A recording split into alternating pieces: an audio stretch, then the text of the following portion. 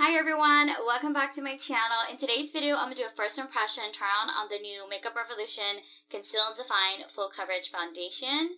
So if you guys would like to see my first impression try on and just like my first initial thoughts of the foundation, then please keep watching. Don't forget to subscribe if you haven't already, and let's get started. So the Makeup Revolution Conceal and Define Full Coverage Foundation retails for $12 on Ulta's website.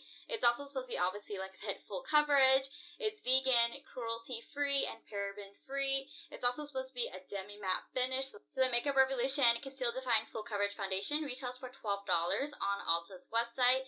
It's also supposed to be like a demi-matte full coverage foundation. It's also supposed to be vegan, cruelty-free, and paraben-free. And this is the packaging. It's glass, and it actually is frosted, so it looks very luxurious, and it actually looks humongous. I feel like it's actually like a smaller version of their Conceal Define concealer, and then it comes with the cap, and at the end is a humongous doe foot applicator, and you actually get only 0.8 fluid ounce of foundation. Typically, the standard is 1 fluid ounce of liquid foundation. This one's just right under it. It's about 0.2 fluid ounce less. So you do get a little bit less. So I'm going to actually do like a try on. I'm going to try to wear this as long as possible, potentially to at least the 8-hour mark. And then I'm just going to put primer on one side of my face. I'm going to go in with the Too Faced Hangover Replenishing Face Primer. I just want to see how this foundation performs with a primer because I have dry skin. So I typically always go in with like a moisturizer or something like a primer that's very moisturizing.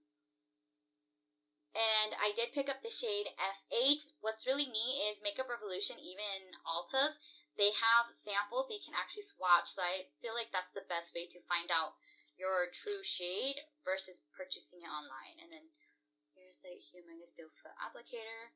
I'm going to start on the side that does not have it. Well, does not have primer. And then the other side that has primer. So my right side has primer, my left doesn't. And I always like going with like a flat top kabuki, so this is the Luxie Flat Top Kabuki 530.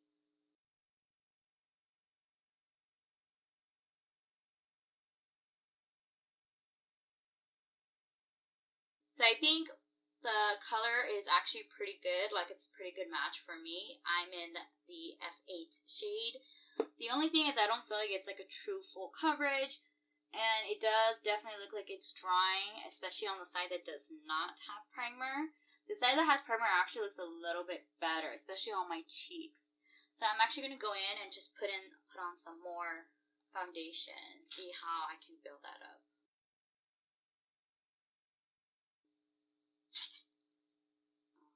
This is like so different with the applicator. I mean, I don't hate it. It's just different. I just like the squeezy tube or like the pumps. Alright, so this is 2 layers, and I feel like this is actually a pretty good full coverage now. Like, I feel like this is what I would consider full coverage because I don't like super full coverage, but like semi almost full coverage where it's like, it's a good, like, if you had a range of full coverage, I would think this is probably almost in the middle full coverage. It's not super full coverage, but it's not like full coverage. I feel like it's like right in the middle, but it's something that I actually like. Alright guys, so for first impression, just immediately right after application, I think it actually looks pretty good. It definitely leans on the matte side, but it's not too matte. So I guess demi-matte or like a soft matte would be like a correct term to name this foundation just as of right now. I do see that it does emphasize a little bit of like my dryness right here on my forehead, but it's not that bad at all actually. And I feel like if it doesn't get drier like this foundation, if it stays like this or it mixes with my oils, I feel like it might actually look better. But right now, it actually looks like good. I actually like this. It's not too matte. So here's like a better close-up for you guys. And this side is the side with primer. And then this side is the side without primer, which I feel like it actually still looks pretty good.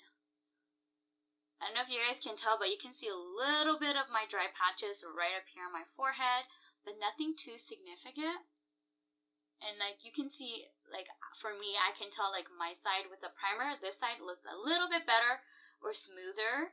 Alright guys, so I'm going to go ahead and apply on the rest of my makeup, and then I'll give you guys an update after the rest of my makeup is on, just because it's probably going to take like a good 30, 40, even an hour for me to apply on the rest of my makeup, and then that will give me like an idea how it basically interacts with the rest of my makeup. But as of right now, I think that it looks really good. Like I said, it's like a soft, like it is true like a demi matte, definitely leans more matte, but I don't feel like it's actually too matte as of right now. So I'm actually really happy and I do like it. So I'm going to go ahead and apply on the rest of my makeup and I'll be right back to check in with you guys. Hi everyone, so I'm back after applying the rest of my makeup on. It's been about a good hour, I would say, and so far the foundation looks pretty good. I think it's holding up like pretty much the same, just like how right after I initially applied it. The only thing is, I don't know if it's because I made more facial expressions or whatnot, but my smile lines are definitely more defined now, so meaning the foundation has settled in my fine lines, so I can actually see the lines now.